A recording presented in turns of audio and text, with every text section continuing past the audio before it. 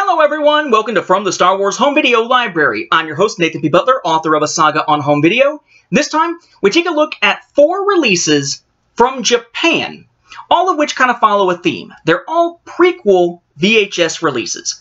Now, you may be saying, wait a second, can you watch those over here? Yes, remember, VHS was either NTSC or PAL, and Japan tended to be NTSC just like the United States. It all goes back to the trade ties formed after World War II and that sort of thing.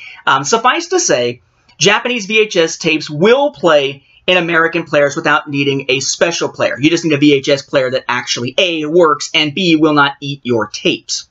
What we're going to look at are the full and widescreen versions of The Phantom Menace to kind of see how those compare for the Japanese market.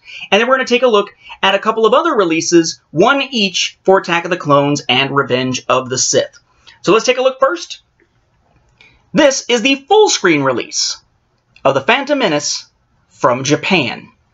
Notice here it's in a gold clamshell case that kind of resembles the clamshell case that over here you could get at Toys R Us, but ours was very rounded. It was very much like those animated classics, Droids and Ewoks releases that happen to be white, except this one was gold. These are much more boxy. I like this style better. A lot like what we see coming out of, for instance, the UK. But here we have the Maul face in the background, Star Wars with the 1 behind it, Phantom Menace title there in Japanese underneath, and then the THX branding at the bottom is all in English. And we can tell this is full screen by the image, because again, it's that sort of box here instead of the wide image that we see. Mentioned that recently when looking at the Attack of the Clones widescreen copy from Finland. Okay, the back, similar to the US one. Again, all text in Japanese until you get down to your cast crew listing here. And then you get down into your legalese. That is a little bit of English, a little bit of Japanese. Okay, but otherwise, very similar to the American one. Spine. Your little gold bar here with some Japanese text. 20th Century Fox Home Entertainment. Then you've got Star Wars with the 1 behind it. Phantom Menace title there, again in Japanese. Darth Maul, THX and Lucasfilm logos, and then your product number. When you first open it up, there's actually an advertising piece in here for various Star Wars products that just folds closed again. Right? Episode 1, Phantom Menace, and so on. And then you've got your cassette, in this case black with brown, and kind of a cool logo there. You got the image from the case, essentially, including the logo and everything. But then you got your THX and Copyright Lucasfilm Limited down here in the corner, and over here another small bit of Japanese text, which in this case I cannot read. And then no label on the spine. Now I would point out that this is full screen and it is subtitled. So the audio is still English. It is subtitled in Japanese, the equivalent of essentially putting in a DVD, turning on Japanese subtitles. It actually looks very much like that in terms of the font and everything for the subtitles themselves. So meant for Japanese audiences, but the original, you might say American, but the English audio. This, by the way, is one I managed to get my hands on thanks to Chris Clark, who was selling off some of his extras. Now, accompanying that, there was a widescreen release on VHS. Now, over here, there wasn't a regular widescreen release of a VHS copy of The Phantom Menace. If you wanted widescreen, you had to get that special widescreen collector's edition that had all the extra stuff like the little film cells and whatnot. Otherwise, if you wanted just a regular standard release, it had to be full screen. Not in Japan. In Japan, get a widescreen regular release here. It says widescreen, presumably, up at the top. Star Wars with the 1 behind it, Japanese name, Maul's eyes behind it, that widescreen style image that we see as the pattern for this era's packaging for the prequels, and then THX notation down there in English. Very similar back, except for the gold bit up at the top. Spine, gold bit up at the top, 20th Century Fox Home Entertainment, Star Wars 1, got your title there, got your THX, Lucasfilm, and product number at the bottom, but notice that this one, the widescreen, uses the other image from the other of the spines of the cardboard packaging in the US, which is Qui-Gon and Obi-Wan rather than Maul like we saw in the previous one. Again with the little marketing package, again with the black and brown, and again with essentially the image from the cover there used as the label just with the THX down here, very small, copyright Lucasfilm Limited, no Japanese text off to the side like on the other one. This one is also subtitled, and unfortunately for Japanese viewers, it does not include the Filmmaking Has Turned a Corner featurette that was exclusive, at least in the US, to that widescreen version. Yes, this is widescreen, but it's not a special widescreen collector's edition, so no featurette. That brings us to Attack of the Clones. In Attack of the Clones, we have here a full screen release. Again, you can tell by the case. Again, similar gold style case. I really like that style. No maul, of course, again, similar to the US version essentially here, with the exception of having the Japanese title underneath. Spine, Japanese bar here, 20th Century Fox Home Entertainment, Star Wars 2, Attack of the Clones, except in Japanese, Anakin, THX, Lucasfilm, and product number.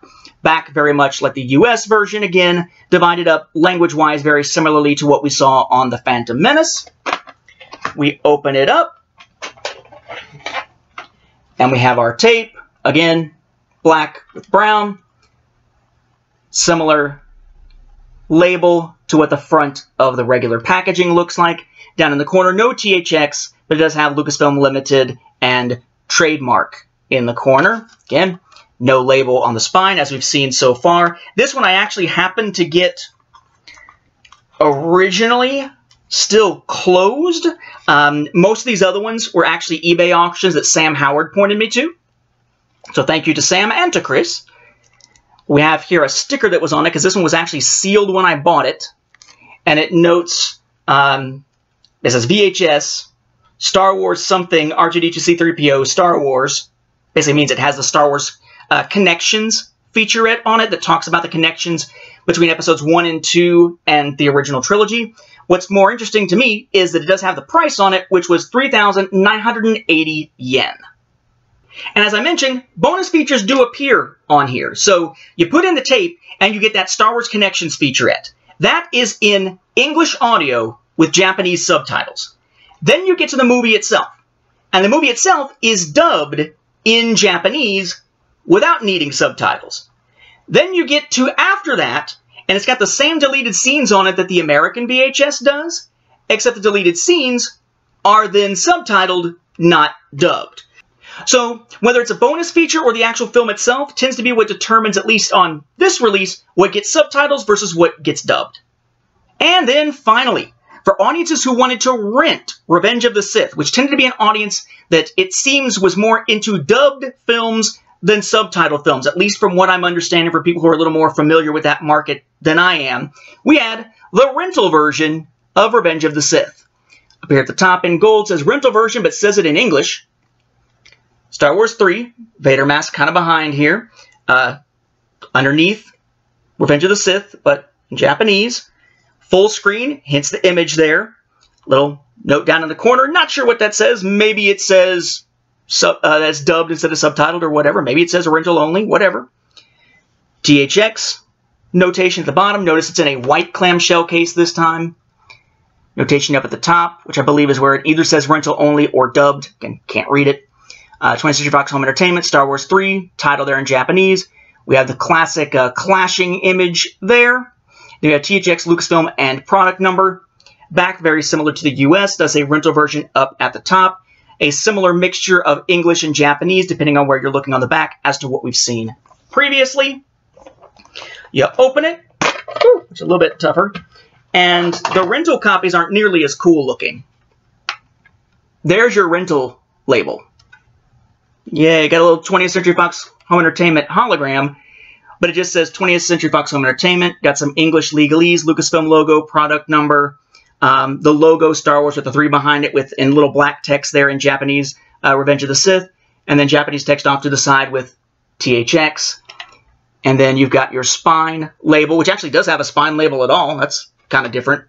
20th Century Fox Home Entertainment, Japanese text, Star Wars 3, title of the film, American English legalese as opposed to British English legalese, THX, Lucasfilm, and product number on the spine. This one has no bonus features whatsoever to speak of. Nothing before or after the film as a bonus feature or anything like that. It is dubbed, And this one in particular, aside from just being dubbed, does have the opening a long time ago in a galaxy far, far away and crawl in Japanese text in the video itself, not as little subtitles off to the side or anything like that, which I thought was pretty cool here. And it is full screen, again, except when you get to the very last shot of sort of looking off at the twin suns and whatnot, and then the credits, which then drops into a widescreen format. Just a little bit different, but it gives us a chance to see widescreen and full screen variants, with Phantom Menace at least, in Japan. A VHS release of all three in Japan. Some that are dubbed, some that are subtitled from Japan, and rental versus retail purchase from Japan. So 4 items that give us a lot more ways to look at things and differentiate across product lines than we might have suspected on first viewing. But if you're someone who's collected from outside the US, this is one thing that you might want to check out because, again, Japanese VHS tapes will play in American players because they are all NTSC. With that, we'll wrap up this episode. Thank you for watching, and may the Force be with the home video viewers.